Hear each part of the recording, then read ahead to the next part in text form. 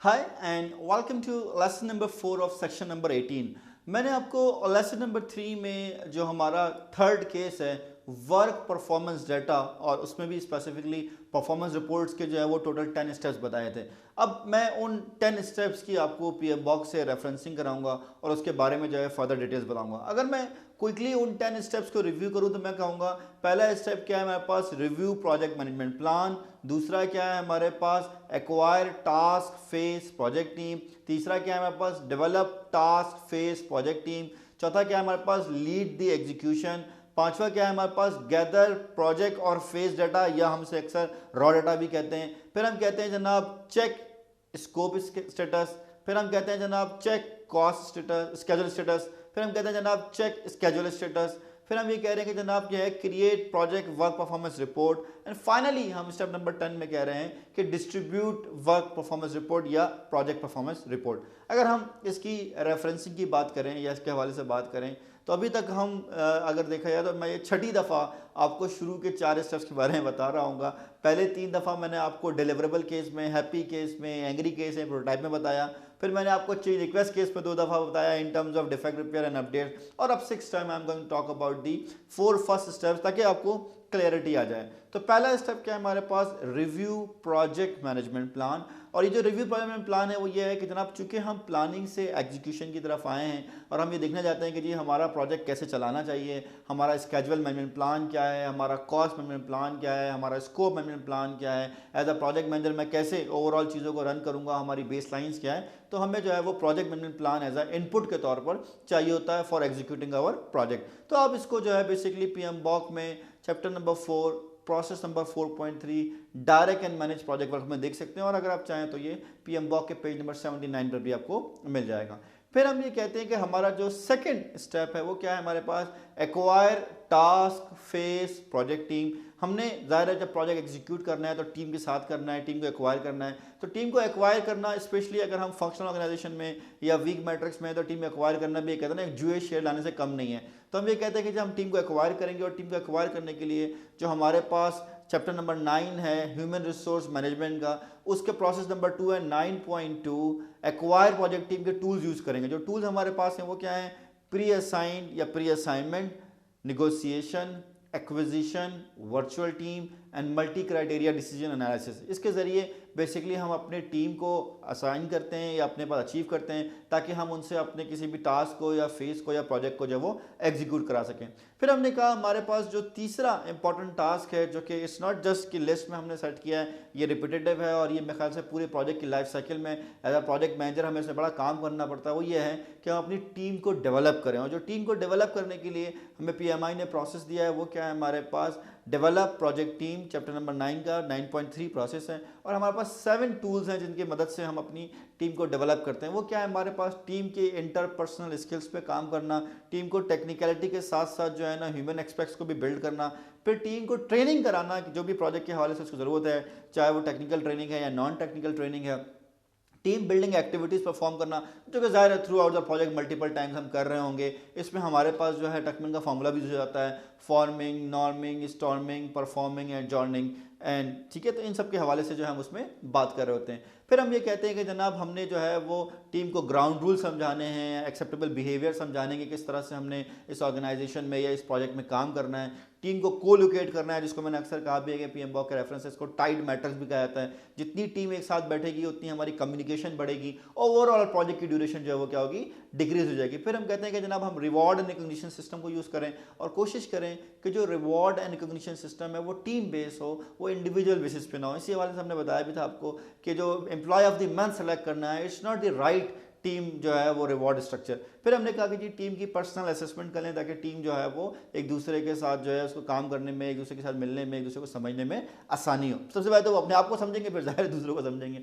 फिर हम कहते हैं कि जो हमारा स्टेप नंबर 4 है वो क्या है, lead the execution as a project manager. मैं बार बार कह रहा हूँ कि जी एज अ प्रोजेक्ट मैनेजर हमारा काम है उस टीम को लीड करना जो प्रोजेक्ट के रिजल्ट्स को, प्रोजेक्ट के आउटपुट्स को, प्रोजेक्ट के डिलीवरेबल्स को जो है वो प्रोड्यूस करेगी। तो हम जब हम यहाँ पे बात करते हैं तो हम कहते हैं कि हमारे पास जो रेफरेंस है वो पीएम बॉक में जो chapter number 4 process number 4.3 direct and manage project work का जो हमारे पास टूल्स हैं, expert judgement, project management information system और मीटिंग्स, उसको बेसिकली हम यहाँ पर यूज़ करते हैं। फिर हम आते हैं एग्जैक्ट पॉइंट की तरफ जहाँ पर हमने अपने मेन चेंज की डिस्कशन करनी है। चेंज क्या है हमारे पास कि स्टेप नंबर 5 पर हम देंगे गैदर प्रोजेक्ट और फेज रॉ डाटा या डाटा, यानी कि अब हमने जब हम डिलीवरेबल केस कर रहे थे तो हमने कहा था प्रोड्यूस डिलीवरेबल, जब हमने चेंज रिक्वेस्ट की बात की थी तो हमने कहा था कि जनाब एरर रिकॉर्ड या न्यू रिक्वायरमेंट रेज। यहाँ पर हम कह रहे हैं कि जी प्रोजेक्ट की एज ऑफ नाउ की इंफॉर्मेशन देख लें कि कितने पैसे लग चुके हैं, कितना टाइम लग चुका है, क्या KPI हम अचीव कर चुके हैं। तो ये सारी चीज़ें जो है बेसिकली हमें एज ऑफ नाउ या रॉ डाटा की शक्ल में हमें मिल जाती हैं। आप चाहें तो इसको PMI के PM बॉक्स से पेज नंबर 85 में फर्दर डिटेल में देख सकते हैं, या अगर आप वैसे देखना चाहें तो इसका जो PMI ने कंपैरिजन किया है work performance data, work performance information and work performance report on chapter number 3 page number 59 पे, तो आप वहाँ से भी इसको रिव्यू कर सकते हैं। तो खैर हमारे पास स्टेप नंबर 5 में जो बेसिकली आउटपुट आ रहा है या जो रिजल्ट आ रहा है वो क्या आ रहा है हमारे पास, वो आ रहा है हमारा वर्क परफॉर्मेंस डाटा। देन हमने कहा था कि हम अपने प्रोजेक्ट की परफॉर्मेंस बेसलाइंस को या परफॉर्मेंस मेजरमेंट करने के लिए जो हम ट्रिपल कांस्टेंट है उसको देख लेते हैं। हम जब भी ट्रिपल कांस्टेंट की बात करते हैं तो हम कहते हैं जनाब हमारे पास स्कोप है, स्केड्यूल है और कॉस्ट है। तो हमने भी यही किया कि हमारे जो स्टेप नंबर 6, 7 और 8 है उसमें हमने इनके जो है प्लान वर्सेस एक्चुअल को कंपेयर करने की बात कर रहे हैं। तो हम आते हैं जनाब नेक्स्ट स्टेप की तरफ, स्टेप नंबर 6 की तरफ, जहाँ पर हम कह रहे हैं चेक स्कोप वेरिएंस। अगर हम स्कोप वेरिएंस की बात करें तो जो हमारे पास आउटपुट आया है वर्क परफॉर्मेंस डाटा, ये आउटपुट वर्क परफॉर्मेंस डाटा हमारे पास आया था monitor and control project work से, जो हमारे पास वेरिएंस ऑफ स्कोप को निकालने के लिए एज एन इनपुट के तौर में मिलेगा। अगर आप देखते हैं प्रोसेस नंबर 5.6 कंट्रोल स्कोप, तो कंट्रोल स्कोप में आपको जो है वो मिल जाएगा, और अगर आप उसको चाहें तो PM बॉक्स के पेज नंबर 136 में देख सकते हैं। तो आप देखिएगा कि आपके पास जो इनपुट है वो वर्क परफॉर्मेंस डाटा है, और जो टूल है वो क्या है, वर्क परफॉर्मेंस डाटा को मेजर करने के लिए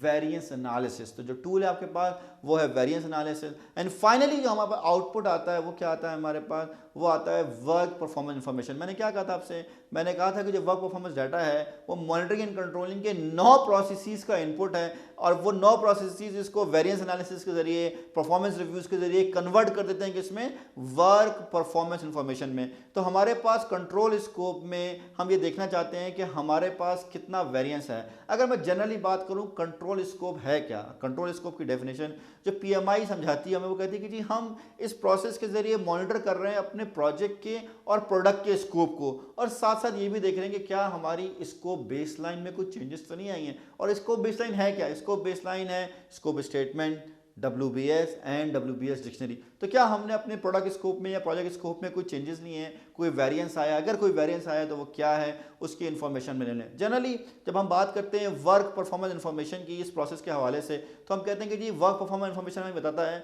कि हमारे पास कितने जो है वो चेंज रिक्वेस्ट आई हैं, या किस किस कैटेगरी की हमारे पास जो है वो चेंज रिक्वेस्ट आई हैं। फिर हम ये कहते हैं कि हमारे पास जो स्कोप के वेरिएंसेस हैं वो क्या हैं, हम उनको अगर आइडेंटिफाई कर लें हम, या उनको रिव्यू कर लें, या हम ये कहते हैं कि हमारे जो फ्यूचर फोरकास्ट है प्रोजेक्ट के स्कोप के हवाले से वो क्या है। तो जनरली हम work performance information of scope को, मैं दोबारा कह रहा हूं, work performance information of scope को 3 कैटेगरीज में देख रहे हैं कि हमारे पास किस तरह की चेंज रिक्वेस्ट आई हैं और किस किस कैटेगरी से आई हैं। तो दूसरा ये देख रहे हैं कि हमारे पास स्कोप के वेरिएंसेस जो हैं वो क्या हैं, और तीसरा बेसिकली हम ये देख रहे हैं कि हमारी फोरकास्ट ऑफ द फ्यूचर क्या है इन टर्म्स ऑफ प्रोजेक्ट स्कोप। तो हमने कहा कि जो हमारा कंट्रोल स्कोप का प्रोसेस है वो ओवरऑल तो ये मॉनिटर कर रहा है कि हमारे प्रोजेक्ट के या प्रोजेक्ट के स्कोप में क्या चेंजेस आई हैं, और वो बेसिकली प्रोजेक्ट के स्कोप बेसलाइन को मैनेज कर रहा है, और जो हमें आउटपुट दे रहा है वो क्या दे रहा है, वर्क परफॉर्मेंस इंफॉर्मेशन।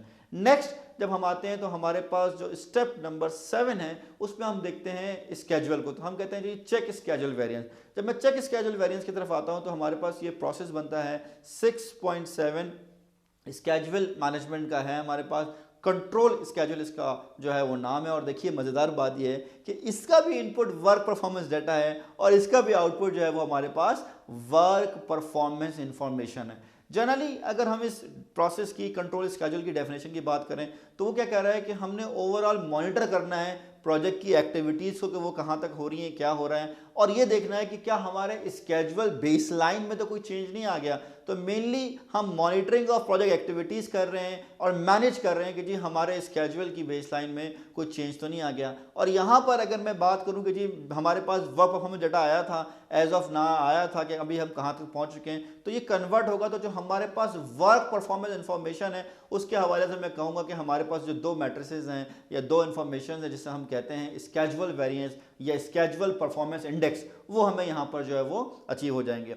देन हमारे पास जो 8वां स्टेप है जिसको हम कहते हैं चेक कॉस्ट वेरिएंस। तो आप देख सकते हैं कि हमारे पास प्रोसेस है कंट्रोल कॉस्ट का, चैप्टर नंबर 7.4, PMBOK में पेज नंबर 215 है 215, उस पर आप इसको देख सकते हैं। मजे की बात यह है कि वो ये कह रहा है कि जी हमारा भी जो काम है वो क्या है, मॉनिटर करना प्रोजेक्ट की कॉस्ट को और मैनेज करना प्रोजेक्ट की कॉस्ट बेसलाइन को। तो अगर मैं कंपैरिजन करूं तो देखिए हमारे पास स्कोप में जब हम कंट्रोल स्कोप की बात कर रहे थे तो वो कह रहा था कि हमें मॉनिटर करना है प्रोडक्ट एंड प्रोजेक्ट के स्कोप को और मैनेज करना है किसको, स्कोप बेसलाइन को। जब हम कंट्रोल स्केड्यूल की बात कर रहे थे वो कह रहा था कि हमें मैनेज करना है प्रोजेक्ट की एक्टिविटीज़ को, सॉरी मॉनिटर करना है प्रोजेक्ट की एक्टिविटीज़ को और मैनेज करना है प्रोजेक्ट की स्केड्यूल बेसलाइन को। और कॉस्ट के केस में वो कह रहा है कि जी हमें मॉनिटर करना है प्रोजेक्ट की कॉस्ट को और मैनेज करना है कॉस्ट बेसलाइन को। यहाँ पर भी हमारे पास अगर देखें तो इनपुट है वर्क परफॉर्मेंस डाटा और जो हमारे पास आउटपुट है वो क्या है, वर्क परफॉर्मेंस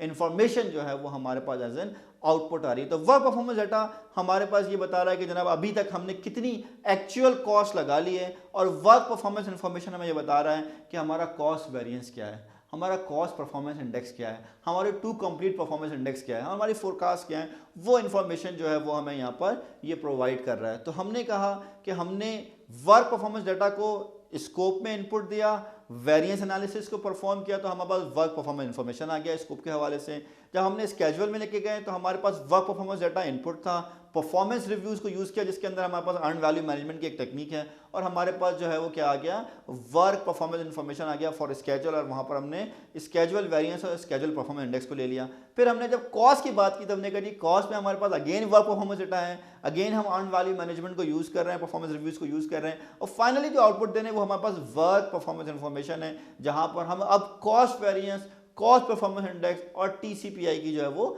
हम बात कर रहे हैं। अब हम जो तीनों, ऑल्दो हम तीन की बात करें चाहे तो हम इसको रिस्क में भी देख सकते हैं, हम प्रोक्योरमेंट में भी देख सकते हैं, हम क्वालिटी में भी देख सकते हैं, ठीक है, लेकिन कम्युनिकेशन में भी देख सकते हैं, स्टेक होल्डर में भी देख सकते हैं, लेकिन हम ये कह रहे हैं कि अभी हम जो है अपने TCS के हिसाब से, टाइम कॉस्ट स्कोप के हिसाब से हम इसको लेके जाते हैं monitor and control project work में, जहां पर हमारे पास वर्क परफॉर्मेंस इंफॉर्मेशन उन सारे 9 के 9 प्रोसेसेस से इनपुट के तौर पर आएगा with schedule forecast, with cost forecast, ठीक है। उसको हम बेसिकली रिव्यू करेंगे, हम उस पर एक्सपर्ट जजमेंट लगाएंगे और हम बताएंगे जनाब कि हमारा प्रोजेक्ट सही जा रहा है या नहीं जा रहा है, क्या हमें कोई चेंज रिक्वेस्ट की ज़रूरत है, या हम कहेंगे नहीं जी सब सही चल रहा है, हमें खाली परफॉर्मेंस रिपोर्ट बनाएंगे और अपने मल्टीपल स्टेक होल्डर्स को उसके हवाले से अवेयरनेस दे देंगे।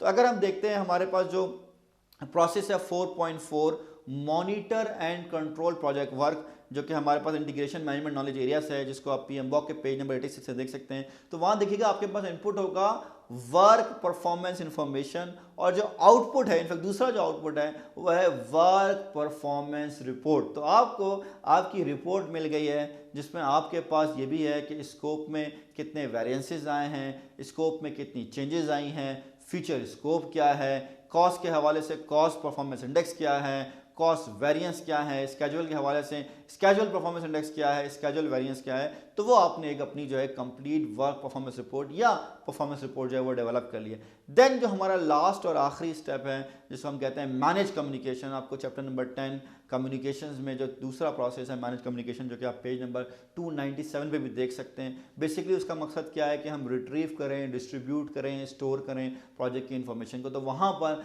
आपके पास प्रोजेक्ट की जो वर्क परफॉर्मेंस रिपोर्ट है वो एज एन इनपुट आएगी और आप उसको एज अ प्रोजेक्ट कम्युनिकेशंस के तौर पे सबको डिस्ट्रीब्यूट कर देंगे। तो जो फाइनली आपके पास आउटपुट आएगा वो क्या आएगा, प्रोजेक्ट कम्युनिकेशंस आपकी हो गई हैं। और जाहिर सी बात है, जैसे मैंने पहले भी डिस्कस किया था वर्क परफॉर्मेंस रिपोर्ट के केस में, कि वो ज़रूरी नहीं कि एक ही रिपोर्ट होगी जो सारी मल्टीपल लेयर्स को जारी होगी, मल्टीपल रिपोर्ट्स भी हो सकती हैं। इन्फॉर्मेशन एक ही है लेकिन उसकी प्रेजेंटेशन, उसका फॉर्मेट, उसकी टाइप और डिटेल ऑफ इन्फॉर्मेशन चेंज हो सकती है depending on the level of the stakeholder और लेवल ऑफ द जो हमारे मीटिंग कमेटी है है उसके हवाले से, और फिर हम जो है कहते हैं कि जनाब हमने अपना स्टेटस प्रोवाइड कर दिया।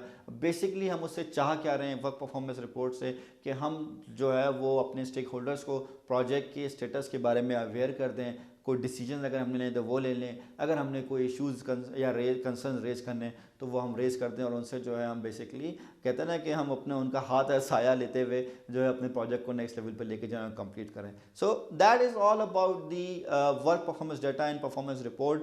नेक्स्ट जो हमारे पास 3 लेसन्स हैं इस सेक्शन के, उसमें मैं आपको अर्न वैल्यू मैनेजमेंट के हवाले से बताऊंगा कि वो कैसे कैलकुलेट करता है। हमने अभी बात की स्केजुअल वेरिएंस, कॉस्ट वेरिएंस की, वो क्या होता है। फिर हम आपको बताएंगे जनाब हम जो है वो फोरकास्ट कैसे कहते हैं, और हमारे पास एस्टिमेटेड कॉस्ट या ETC एस्टिमेट टू कॉस्ट जो है, एस्टिमेट टू कंप्लीट और एस्टिमेटेड कंप्लीट क्या होता है। एंड देन फाइनली जो है हम आपको बताएंगे TCPI जो है वो किस तरह से काम कर रहा था। तो thank you and I hope you enjoyed all the cases. Next जो है हम बात करेंगे EVM के हवाले से। Thank you.